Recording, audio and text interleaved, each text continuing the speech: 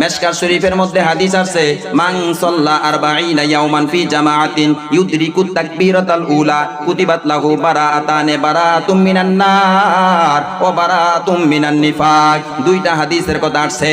মান সাল্লা 40 ইয়াওমান, যে ব্যক্তি 40 দিন যাবত জামাতের সাথে নামাজ পড়বে, ইয়াওমান ফি জামাআতিন ইউদরিকুত তাকবীরাতাল উলা, ওই 40 দিন নামাজ পড়ার মধ্যে তাকবীরে উলার সাথে কিসের সাথে বলেন না? যে ব্যক্তি তাকবীরে উলার সাথে 40 দিন যাবত নামাজ পড়বে, আল্লাহ তাকে দুইটা জিনিস দান করবে।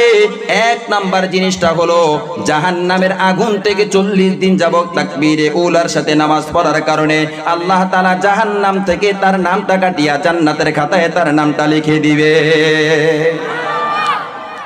এরপরে আল্লাহ রাসূল বলেন, ওই ব্যক্তির নামটা যদি মুনাফিকের লিস্ট বা তালিকার মধ্যে থাকে, মুনাফিকের তালিকা থেকে লিস্ট থেকে তার নামটা কাটিয়া মুমিনের খাতায় লিখে